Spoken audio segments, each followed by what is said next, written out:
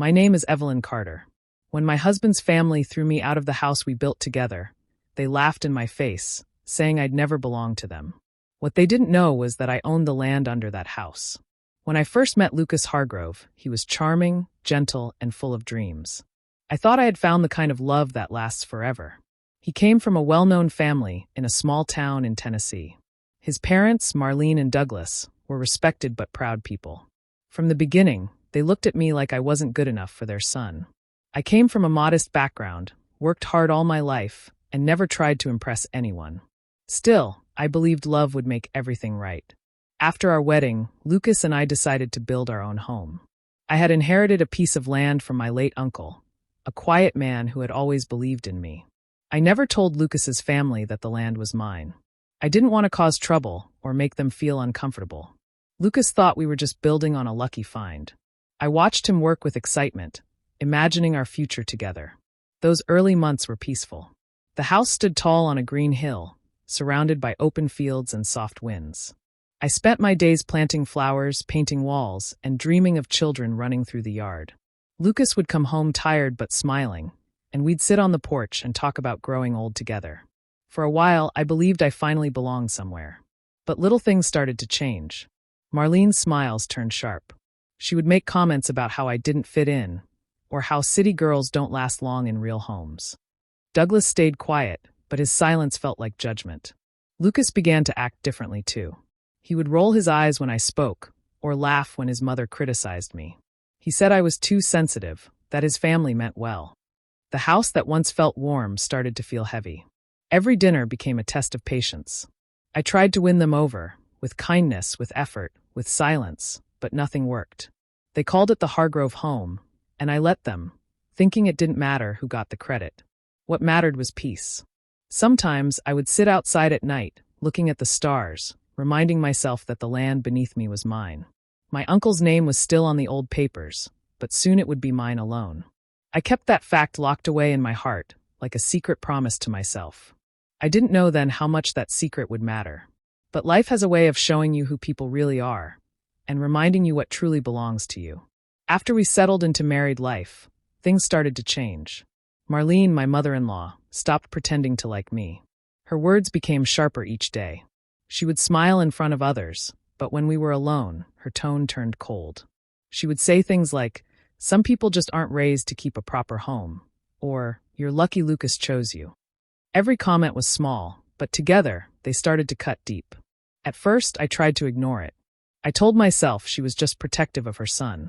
But it became worse. When I cooked dinner, she would find a way to criticize it. When I cleaned, she would point out a spot I missed. Lucas used to defend me, but slowly he began to change too. He started to laugh at her cruel jokes. When I told him how much it hurt me, he said I was overreacting. One night, after another argument, Lucas said I was imagining things. He told me his mother was only trying to help, that I was too emotional. That broke something inside me. I realized he no longer saw me as his partner, but as someone who constantly disappointed him. Every visit from his family became a nightmare. They looked around the house like it belonged to them. Marlene called it the Hargrove estate, and spoke as if I were just living there temporarily. They mocked my simple background, saying things like, "It must be nice not to worry about family standards." I would smile politely, but inside, I felt myself fading. When I was alone, I started to write everything down. Every insult, every time Lucas turned away from me, every moment they made me feel small. It wasn't to take revenge, it was to remind myself that it was real. I needed proof of what was happening because they made me doubt my own mind. I stopped talking much during family dinners. I would sit quietly, listening as they laughed about their Hargrove traditions, pretending I wasn't even there. Lucas seemed proud to be one of them, proud to join in when his mother teased me. I kept hoping the man I married would come back, the one who once told me he'd protect me from anyone. At night, I lay in bed beside him, staring at the ceiling, wondering when love had turned into loneliness. The house that once felt like a dream now felt like a cage. Still, I didn't leave. I told myself love required patience, that things would get better. But deep down, I knew something had changed forever. They wanted me to feel small, unwanted, powerless. So, I decided to do the one thing they couldn't see coming. I stayed quiet, I watched, and I wrote everything down. They thought I was weak, but I was only waiting.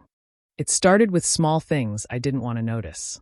Lucas began coming home late, saying he was working with Callie, a family friend who helped with the house renovations. I didn't think much of it at first. Callie was friendly, always cheerful, and the Hargroves seemed to adore her.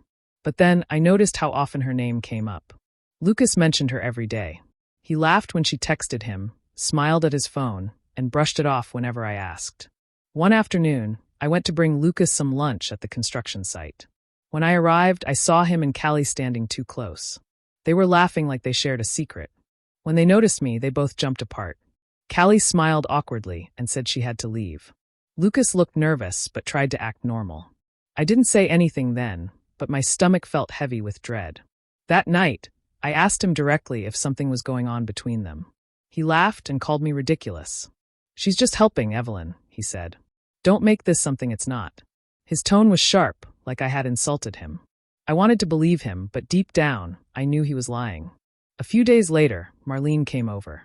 Before I could say a word, she accused me of spreading rumors. She said Callie had told her I was jealous and unstable. Then she called me ungrateful, saying I should be thankful her family had taken me in. Lucas stood beside her, arms crossed, silent but agreeing. It was like they had all decided who I was without listening to me. I tried to defend myself, but every word I spoke made things worse. Marlene told me I was ruining the family's peace. Lucas looked at me with cold eyes and said, "Maybe this marriage was a mistake." That sentence broke something inside me. I realized I was alone in that house, surrounded by people who despised me. Later that evening, Lucas finally admitted he wanted a divorce. He said I was bad for the family image, and that I made everyone uncomfortable. He didn't even look guilty. He said Callie was a good woman, who understood him better than I ever could. I couldn't believe how fast love had turned into betrayal. I packed a small bag that night. My hands were shaking, but I made sure to take one thing, the land deed. It was still safe where I had hidden it years ago. I didn't know what I would do yet, but I knew I couldn't stay another minute. As I drove away, I looked back at the house we had built together. The lights were still on, and laughter came from inside. They had already moved on without me. My heart felt heavy, but one thought kept me steady. They might have taken everything from me, but they were standing on land that was mine. The next morning, I drove back to the house to collect the rest of my things. I told myself I would stay calm, just pack up quietly and leave. When I pulled into the driveway, my heart sank. All my belongings were piled on the front porch in messy boxes and bags. Clothes, books, even my wedding photos. Everything was thrown out like garbage. The sight made my hands tremble. I walked up to the door, but the handle didn't turn. They had changed the locks. I knocked, hoping Lucas would at least speak to me face to face, but only silence came from inside. After a moment, I saw a curtain move. Marlene was standing by the window, watching me with that same smug smile she always had when she thought she'd won. I knocked again, louder this time. Finally, the door opened just a little, and Lucas appeared. He looked tired, or maybe just annoyed. "You shouldn't have come back," he said flatly. I asked him why my things were outside and why he'd locked me out of my own home. He didn't answer right away. He just sighed and said, "Evelyn, it's over. You need to move on." I tried to remind him that we built this house together, that we had shared dreams here. But he cut me off. "You were never really part of this family," he said coldly. "It's time you accepted that." His words hit harder than any slap could. For a moment, I couldn't even breathe. I stared at him, searching for the man I'd once loved, but all I saw was someone I no longer knew. Marlene stepped closer to the window, watching every moment like it was a show made for her. I could almost hear her laughter, even though the glass separated us. I wanted to scream, to tell them everything, the truth about the land, the deed, the real ownership. But something in me stopped. I realized they thought they had broken me. They believed I had nothing left, that I would leave quietly and never come back. But deep inside, something shifted. The pain I felt turned into something sharper, stronger. I remembered the papers tucked safely away in my bag. The deed that proved this land was mine long before they built their house on it. I bent down and started gathering my things one by one. My movements were slow, calm, almost peaceful. Lucas stood there for a while, then turned back inside without another word. Marlene stayed by the window until I loaded the last box into my car. As I drove away, I didn't cry. The heartbreak was still there, but underneath it burned a quiet fire. They thought they had destroyed me, but they had no idea. I wasn't done yet. I would say nothing, not a single word. I would wait, and when the time came, they would learn who truly owned everything they claimed was theirs. After leaving the house, I stayed at a small motel on the edge of town. I barely slept that night. Every time I closed my eyes, I saw Lucas's face, cold and distant, and Marlene watching me like I was nothing. The pain was still fresh, but as the hours passed, it started to turn into something else, clarity. They thought they had taken everything from me, but they didn't know the truth. The land they built their home on was mine, and I still had the papers to prove it. The next morning, I called Ben Foster, an old friend I hadn't seen in years. We grew up together, and now he worked as a property lawyer in town. When I told him I needed to meet, he agreed right away. We met at a quiet cafe, the kind where people mind their own business. Ben looked concerned when he saw me. "You look like you've been through hell," he said softly. I didn't deny it. I told him everything. How Lucas and his family treated me, how they threw me out, and how they believed I had nothing. Then I showed him the deed, folded neatly in my bag, with my uncle's signature and mine written in ink. He took his time reading through the papers. When he looked up, his eyes were serious. "Evelyn," he said, "this land is completely yours. The house they built sits right in the middle of your property. Legally, you could have them removed." Hearing those words made my heart pound. For the first time in weeks, I felt a sense of control. It wasn't about revenge at that moment. It was about justice. I had been quiet for too long, and now I finally had a way to stand up for myself without shouting or crying. Ben leaned forward and asked what I wanted to do.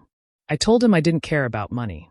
I didn't want compensation or to sell the land for profit.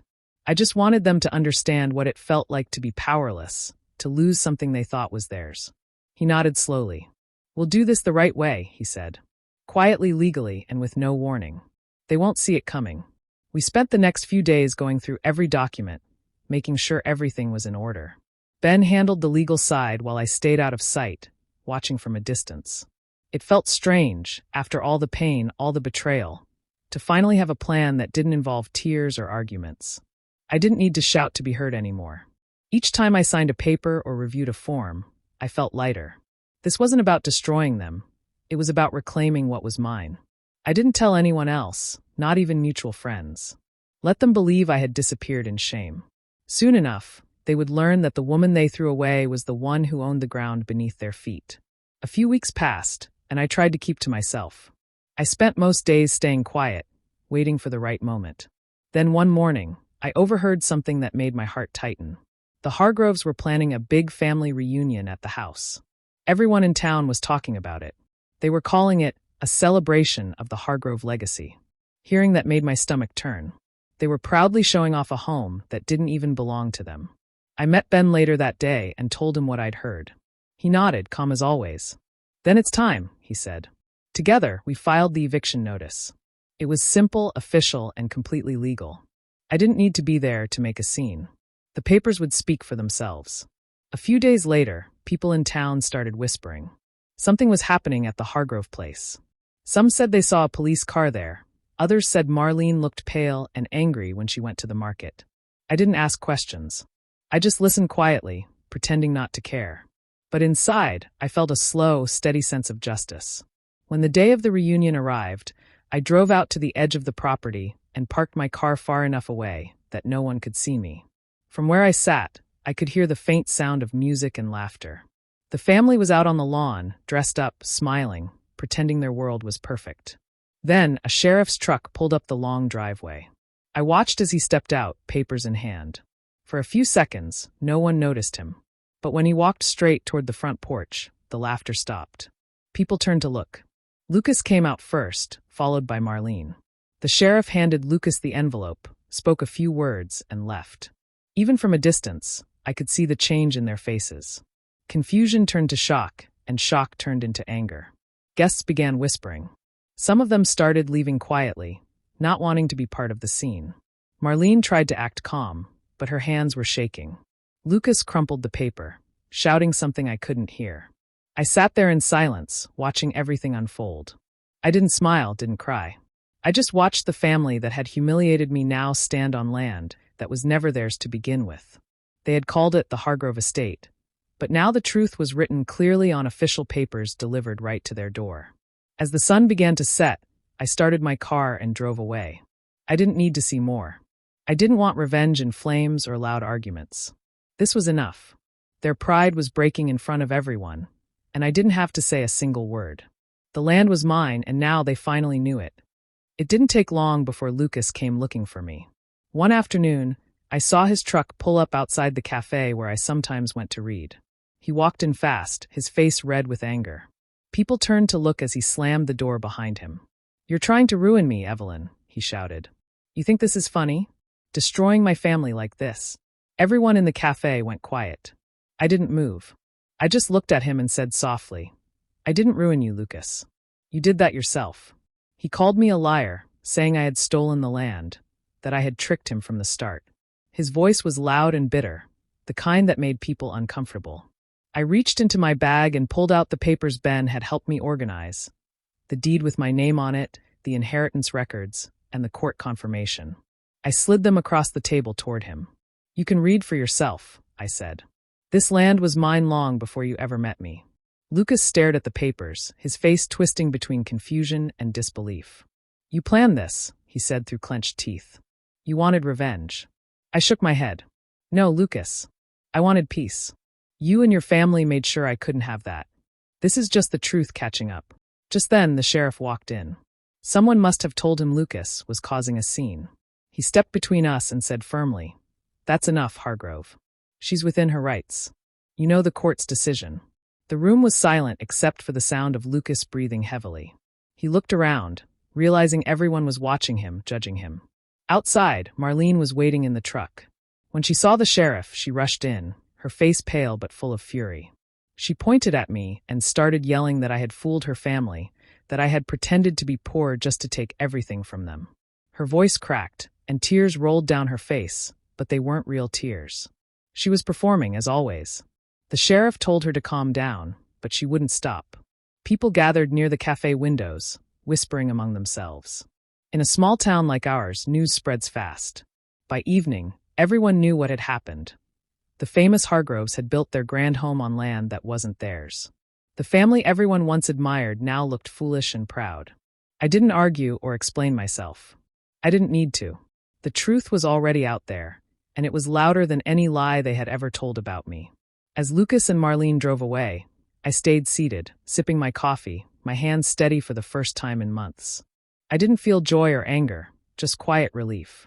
My silence had done what shouting never could. They had taken everything from me once, but now they had nothing left to take. The court's decision gave the Hargroves 30 days to leave the property. I didn't go to see them or call them. Ben handled all the legal steps, and I stayed quiet, waiting for time to do its work. I knew those 30 days would pass slowly for them, just as the long nights once did for me. A week before the deadline, I decided to visit the property one last time. The road felt strange, both familiar and distant. When I arrived, the yard looked neglected, the flowers I once planted now dry and forgotten. The house stood the same, but it didn't feel like home anymore. It was just a building, empty of love, full of memories I no longer wanted to carry. The front door was open, so I stepped inside. Boxes were stacked in the hallway, and most of the furniture was gone. The rooms echoed when I walked through them. In the kitchen, I remembered the first meal I cooked there. In the living room, I could almost hear the laughter that once filled it. But instead of pain, I felt calm.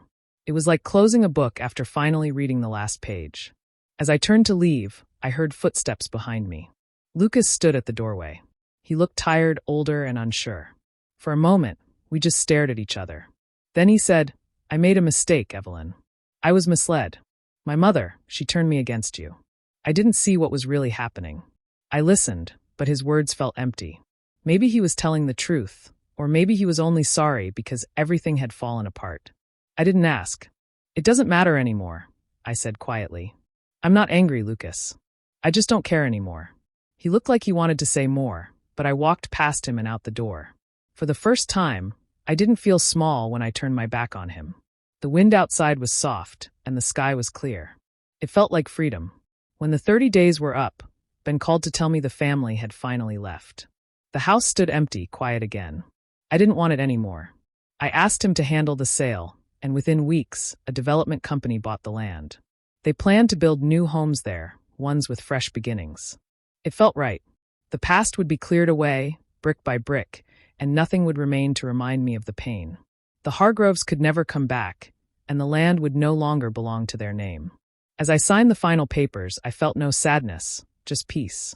They had built their dreams on my land, and now that land was free again. My revenge hadn't come from anger or shouting, but from silence and patience. In the end, I didn't destroy them. I simply reclaimed what was mine and walked away. After everything was settled, I bought a small cottage not far from town. It wasn't big or fancy, but it felt warm and peaceful the moment I stepped inside. The place had a tiny porch, a garden that needed care, and a quiet view of the hills. It was all I needed.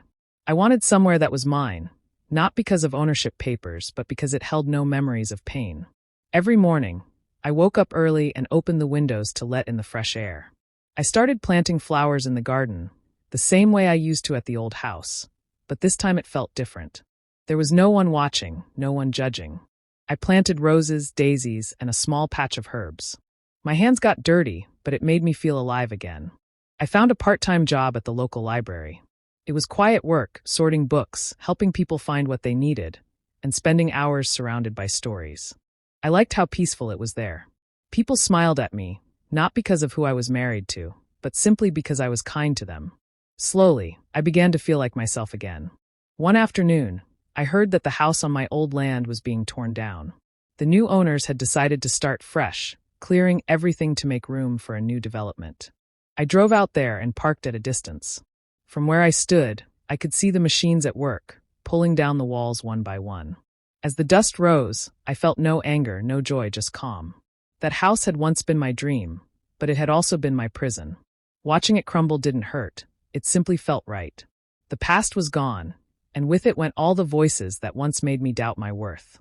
I stayed there until the sun began to set, the sky turning orange and pink. For a moment, I thought about everything that had happened.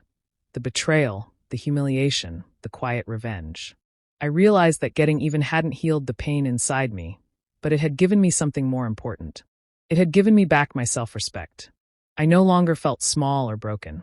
I no longer needed anyone's approval. The land, the house, the memories, they were all part of a story that was finally over.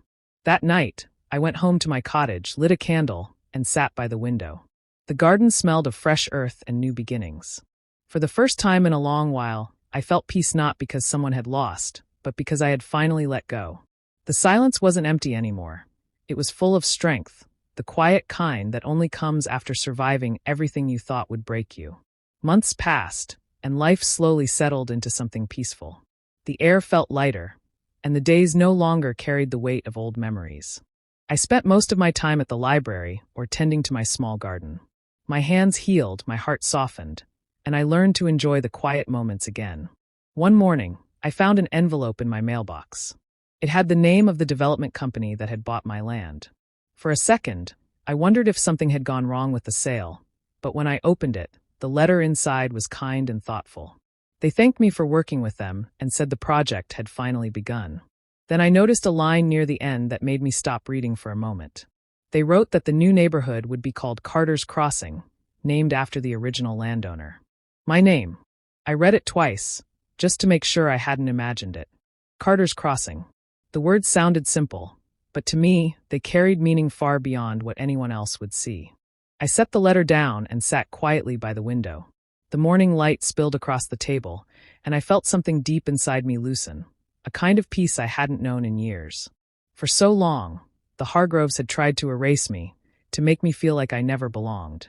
Yet here it was, written clearly for everyone to see, my name tied to that land forever. I thought about how ironic it was. The family that once called the property the Hargrove estate would now be forgotten. Their name would fade, but mine would remain, etched into every street sign and map that marked that place. Not because I fought for fame or revenge, but because the truth had simply found its way home. I folded the letter carefully and placed it in a small box where I kept things that mattered. A photo of my uncle, a pressed flower from my garden, a note from Ben thanking me for trusting him. These were reminders of everything I had lost and everything I had found again. Later that day, I walked outside and looked toward the hills.